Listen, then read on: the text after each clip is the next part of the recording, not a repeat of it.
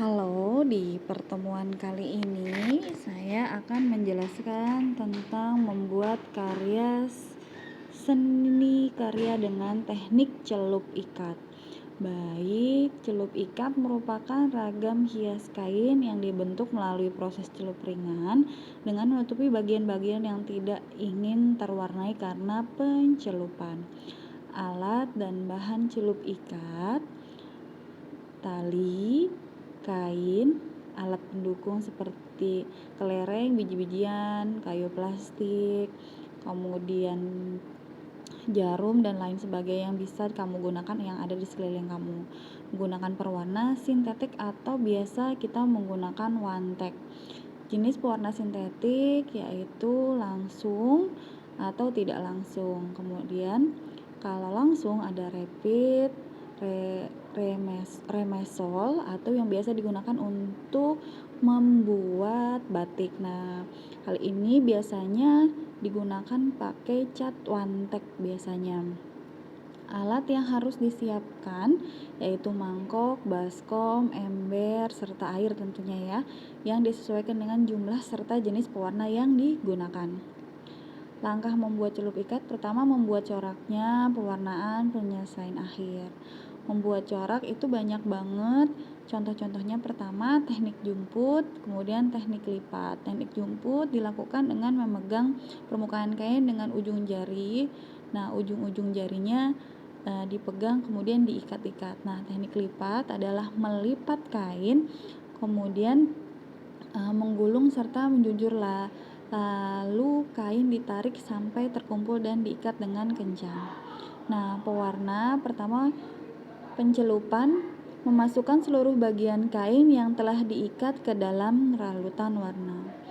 Cara memberi warna pada bagian-bagian tertentu di permukaan kain. Jadi, jika ada bagian kain yang tidak ingin diwarnai, bisa tidak diberikan warna. Nah, akhirnya penyelesaiannya setelah proses pewarnaan selesai, kain direndam dalam larutan pengikat warna agar tidak luntur. Kain dicuci dan ditiriskan, didinginkan hingga kering. Seluruh ikatan jahitan dibuka, dijemur di tempat yang tidak langsung terkena sinar matahari. Nanti di pertemuan berikutnya saya akan memberikan contoh video membuat teknik membuat batik celup. Nah, kemudian ada gambar ilustrasi. Ini adalah salah satu teknik atau membuat karya seni rupa juga.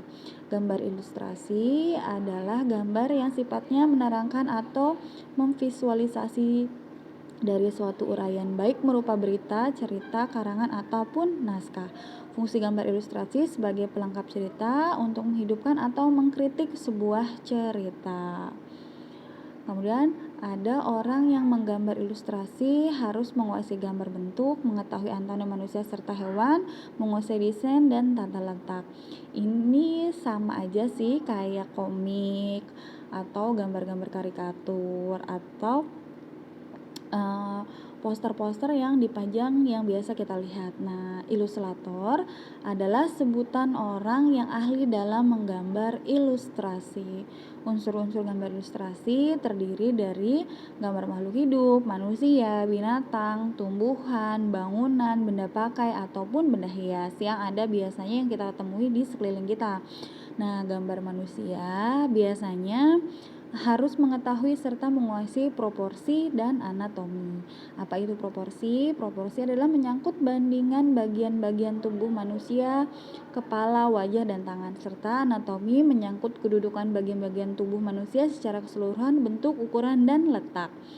Nah, perbedaan proporsi manusia adalah orang barat, orang timur otomatis sangat berbeda ya.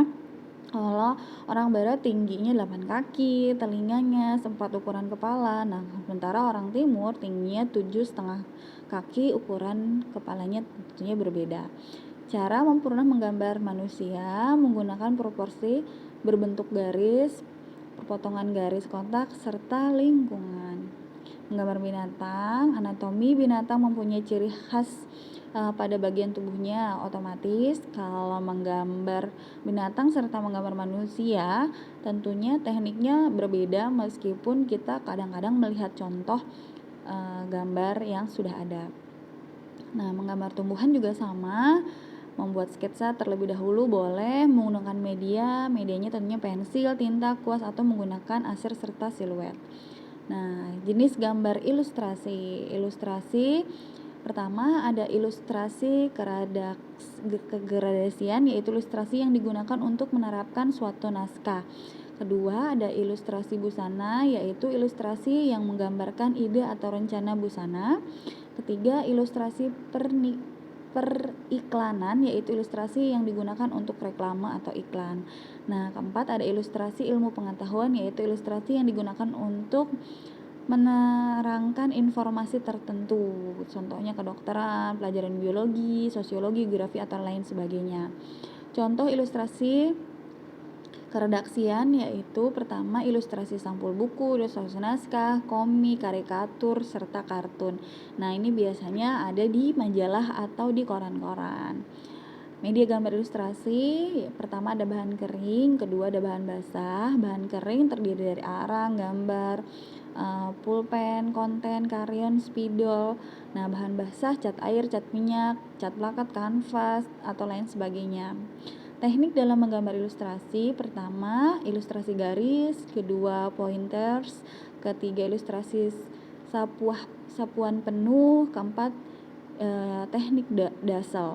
Nah, ilustrasi garis mengandalkan kemampuan menyusun irama, kemudian pointers merupakan titik-titik untuk mencapai bagian-bagian gelap terang.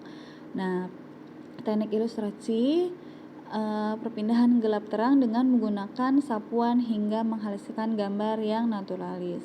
Keempat, teknik dasar menggambar dengan bahan kering untuk menyapu bagian gelap terang. Nah, langkah-langkah menggambar ilustrasi, pertama mengetahui tema cerita, kedua membuat sketsa, ketiga pewarnaan. Langkah-langkah membuat gambar ilustrasi komik tidak perlu saya bahas ya, karena kali ini saya akan memberikan kalian tugas untuk menggambar ilustrasi gelap terang. Apa itu ilustrasi gelap terang? Nanti akan saya berikan contohnya, atau kalian boleh searching untuk ilustrasi gambar gelap terang. Kemudian hal-hal yang harus diperhatikan dalam menggambar ilustrasi, atau nanti tugas yang akan saya berikan adalah hal-hal yang harus diperhatikan dalam menggambar gelap terang, yaitu gambar harus merekam isi tulisan, gambar harus sederhana dan jelas, bentuk yang digambar harus sesuai dengan kondisi yang dituju, keempat gambar harus menarik.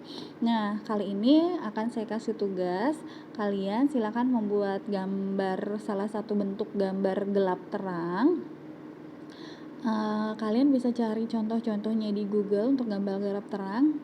Boleh dibuat di buku tulis, boleh dibuat di buku gambar, kemudian silakan gambarnya diupload di Classroom. Itu aja tugasnya. Terima kasih sudah menyimak penjelasan saya. Sekali lagi jangan lupa boleh diputar ulang lagi kalau ada yang kurang jelas, boleh ditanyakan langsung ke saya juga bila ada yang kurang jelas. Kemudian jangan lupa dicatat hal yang penting, kemudian ditandai juga hal yang penting di buku kalian. Terima kasih, sampai ketemu di pertemuan berikutnya. Assalamualaikum warahmatullahi wabarakatuh.